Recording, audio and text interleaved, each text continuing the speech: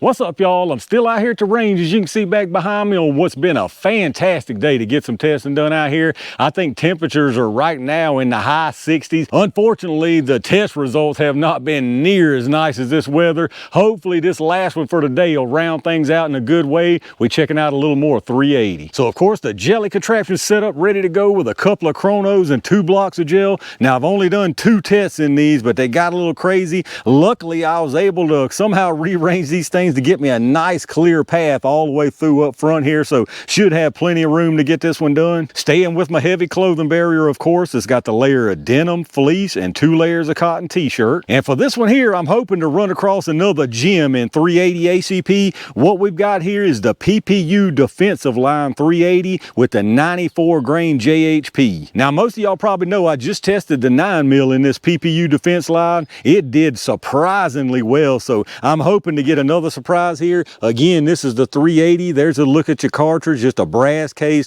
very basic looking projectile, not a really deep cavity, so that could be a good thing, could be a bad thing. I don't see many cuts or anything inside there, so I don't really have the greatest hopes for this, but hopefully it'll surprise me. As far as ballistics, they're saying 951 feet per second, no test barrel listed, so I'm assuming it's probably some ridiculous 6-inch test barrel. 951 FPS, 94 grain projectile. I mean, I'm not going to talk too much junk. It's just your basic standard pressure 380. Now we're going to give it a couple of different chances to do its thing out here as usual. I've got a shorter barrel here with the Bodyguard 2.0 that's got the 2.8-inch barrel, and then I've got the Smith Wesson M&P EZ. This one's got a 3.8-inch barrel, but now it is ported, so that last basically 1/4 inch is nothing but just a smooth kind of port chamber there. So I'm hoping both of these will give us some good results. If not, hopefully at least one of them will. Let's get everything set up and see what happens. All right, let's get some real numbers on this stuff, y'all. I'm gonna do a 5-round average from each barrel length. We're gonna start with the little 2.0 first. Now remember, they're saying 951 with no barrel lengths. Again, I'm guessing probably 6 inches, so we'll see what we really get. You'll see multiple readings from this radar. The large numbers right here at the muzzle, and then you've got 5 across the bottom. The first one there is set for 3 yards, which is roughly where the gel is here at 10 feet, and then the others are set for 10, 15, 25, and 50 yards. So let's see what we get for the little 2.0. Ain't no way that we're gonna hit the 951. Let's see how far off we are. It don't feel spicy. 837, 894, whoo, 75, 836, 853. And that was all 5 of them, 834. Definitely some weak stuff right here. Let's check out the average. All right, we was looking for 951, ended up 100 short. We had an 851 5-round average. Extreme spread was 60 with a 25.4 standard deviation. So not very consistent and inconsistently slow. 851, I mean, that ain't gonna cut it. There ain't no way that this so-called proprietary projectile is good enough to get that done with 851. I find it very hard to believe. But let's reset things and see what the EZ can do. All right, let's see what happens with this longer barrel. If I'm guessing, I think we still looking at sub 900 right here, which really is a shame. 927, a little higher than I thought. 909, 922, 951, and 912. So we actually got the 951 on one of them, but this stuff seems very inconsistent. Let's check out the average. All right, so definitely better right here. We had a 5-round average this time of 924 feet per second. We did hit exactly that 951 on one of the rounds, but then one of them was all the way down to 909. We had a 42 extreme spread with a 16, is that 16? Yeah, 16.8 standard deviation. So not quite as inconsistent with the longer barrel, but still not what I would consider consistent. 924 here, and if you remember on the shorter barrel, it was 851, so you're talking about 73 feet per second faster with that longer barrel. When you're talking about these kind of numbers, I mean, that's creeping up on 10% right there, so that's probably a significant difference. Either way, though, I don't have the best hopes for this stuff. I'm guessing that the EZ might do something, but it's really hard to say. Let's get this stuff set up, and y'all know what time it is. All right, y'all, it's can PPU go 2 for 2 jelly time. I'm gonna put one from each barrel length into the gel, starting with the little Bodyguard 2.0 first. I don't have any good hopes for this stuff. I really do hope I'm wrong and get surprised again, but I don't think it's gonna happen this time, y'all. All right, I can't really tell. Let me go see what I got.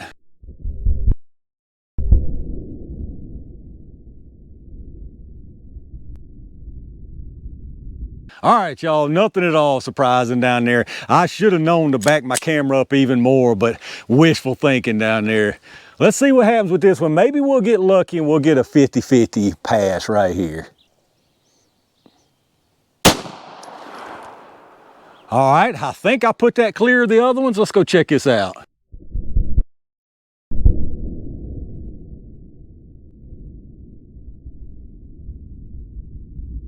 All right, let's check this stuff out down here. Really, there ain't nothing good to see here. Absolutely nothing good to see here. Both of them did pretty much the same thing, just straight line, no expansion at all. So on the top here, that was the one from the Bodyguard 2.0. You can see it comes in here straight line. That's all it does, straight line performance all the way through the first block into the second block, way over halfway. And there you can see the projectile sitting there forwards, no expansion, and we probably got some cloth clogged up in the end of it. And then dropping down one, this one right here in the middle there, that's the one from the EZ. Same story basically. Comes in here, a little bit of disruption, just nothing but straight line disruption all the way through here. This one again goes into the second block. Now this one, for whatever reason, only goes about an inch, maybe a little over.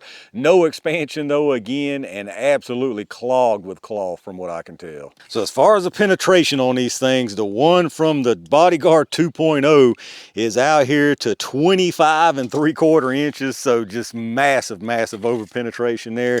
And then the one from the EZ is out here to 17.5 inches, so that's actually beautiful penetration right there. You just didn't get any kind of expansion from an expanding round. And then here's your close look. Again, on the top is the 2.0, bottom is the EZ. They look pretty much identical all the way through this first block. Now we'll start at the bottom here. That's the EZ, and then we'll float back up top. You can see straight line, still going. It misses everything, so it didn't cross over anything. And there you see it, no expansion. From the top here, a little tricky, but you can see there's nothing but just straight line penetration. Absolute straight line penetration. Once again, there's your EZ sitting down there at the bottom. And if we keep on trucking, you'll see clear of everything, and then there's your Bodyguard 2.0. And here's a look at the projectiles, just absolutely slam full of cloth, both of them. I mean, it is just compressed in there, especially this one right here. This was from the Bodyguard 2.0. This one is from the EZ. This one looks like it tried to get rid of some of that cloth, but this one right here, I mean, it's probably tough to see, but it is absolutely just compressed and molded to that cavity. So no doubt what happened here, not that there was anyway, this stuff is just moving too slow to get this cloth out of the way and get these things opened up. If I pull the cloth out here, you can see, now this is the one from the EZ. Looks like you might have a little bit of flaring right there. I mean, I'm probably just looking for it, but I think you got a little bit there.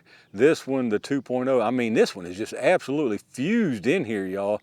I mean, that was fused in there. That's insane.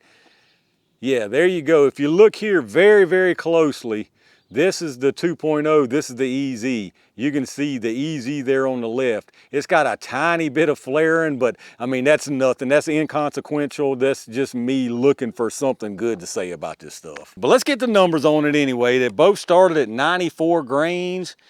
This one here is at 94.6, so absolutely nothing lost there. This one from the EZ is at 94.3, so again, absolutely nothing lost from either one. And then as far as the sizes, I guess we'll just do the base length on them. They're probably gonna be the same. You got 353 with a length of 438, and then this one from the EZ, you got 353 with a length of 433. And there you go, y'all. Lightning definitely did not strike twice when it comes to this PPU Defense Line 380.